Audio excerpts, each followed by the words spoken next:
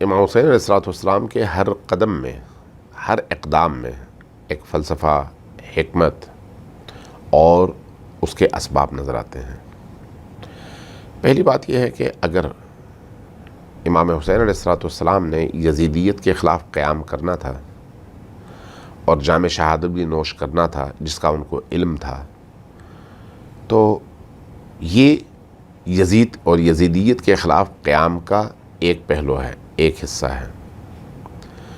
دوسرے لفظوں میں یزید کے خلاف عملی اقدام اٹھانا حسین علیہ الصلوۃ والسلام اور ان کے اصحاب باوفا کی ذمہ داری تھی جو انہوں نے کیا۔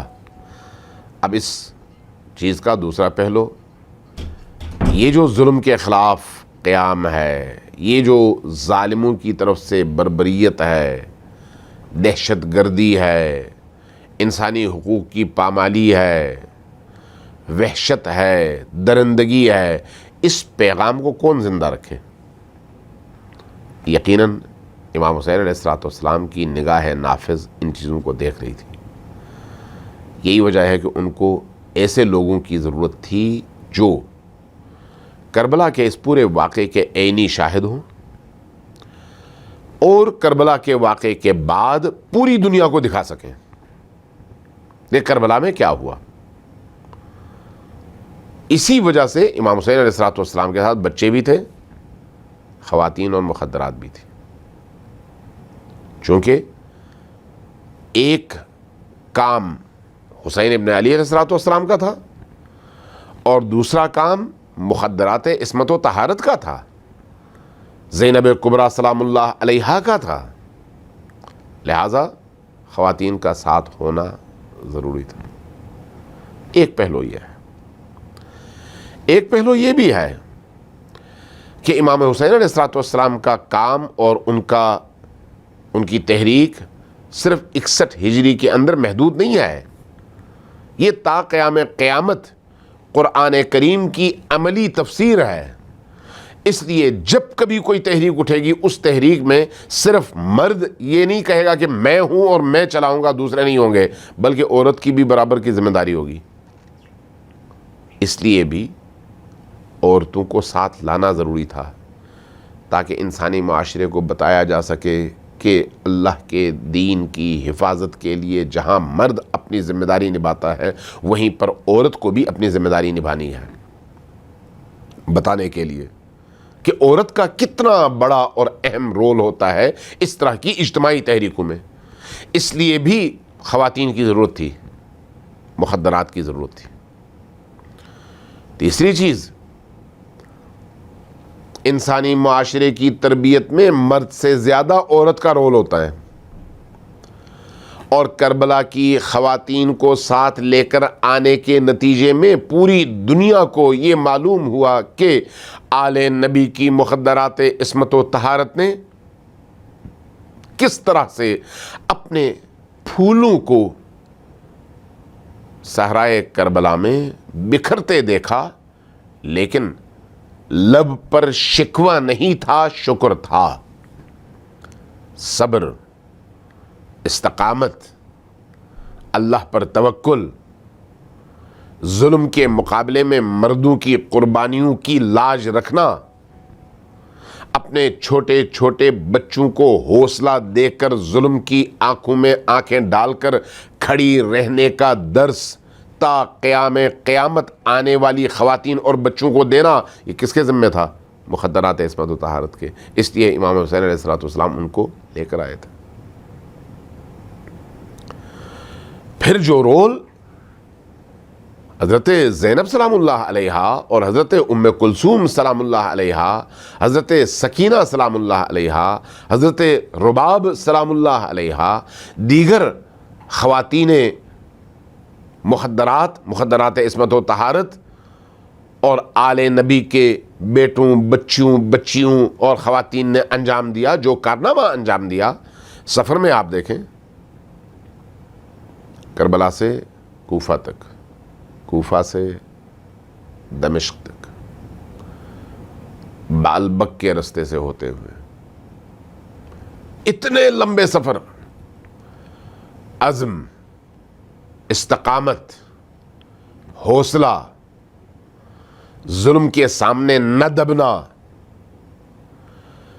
معاشرے کے لوگوں کو مخاطب کر کر کے ان کے ضمیروں کو جھنجھوڑنا، شہدائے کربلا کے پیغام کو کوفہ و دمشق کے بازاروں میں ہر مرد و زن تک پہنچانا، ظلم اور بربریت کی داستانوں کو محفوظ انداز میں اگلی نسلوں تک پہنچانا اور بتانا کہ ہم آل محمد ہیں، ہم نبی زادیاں ہیں۔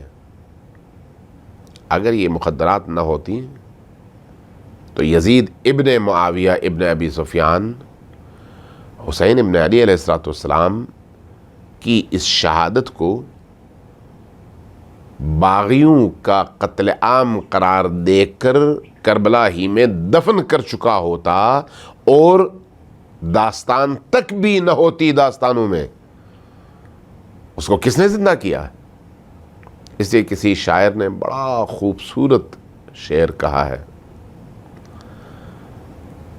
فرمایا کہ کربلا در کربلا می مرد اگر زینب نبود، اگر زینب نہ ہوتی تو کربلا کو کربلا ہی میں موت آ چکی ہوتی۔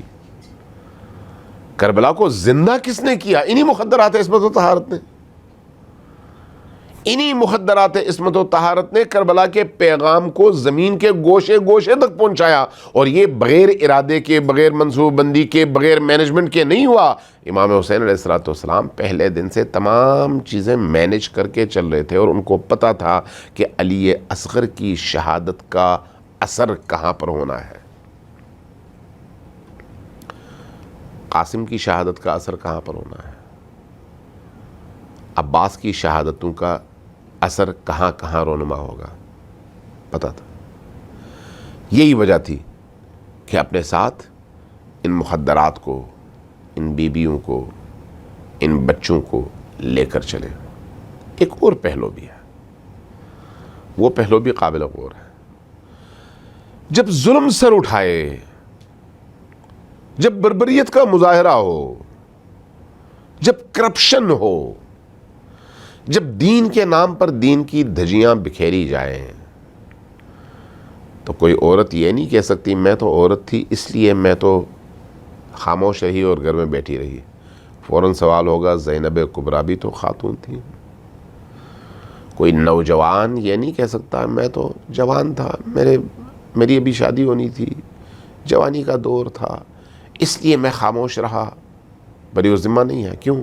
کہا جائے گا قاسم و اکبر بھی تو جوان تھے۔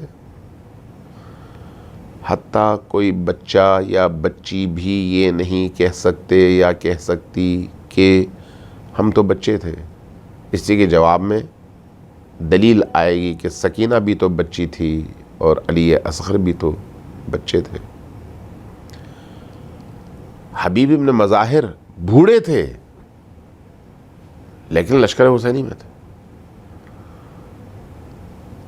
امام حسین علیہ السلام نے 90 سال کے بوڑھے سے لے کر 6 ماہ کے بچے تک، مرد سے لے کر عورت تک، غلام سے لے کر آزاد تک، امیر سے لے کر غریب تک،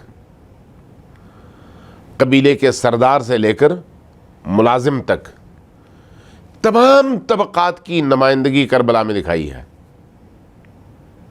تاکہ معاشرے کا کوئی طبقہ ظلم سے مقابلے کے میدان میں یہ عذر نہ تراش سکے کہ میں مجبور تھا۔ امام حسین نے مجبوری کے تمام دروازے بند کر دیے، تمام لوگوں کی زبانوں پر تالا لگا دیا، کوئی عذر پیش نہیں کر سکتا۔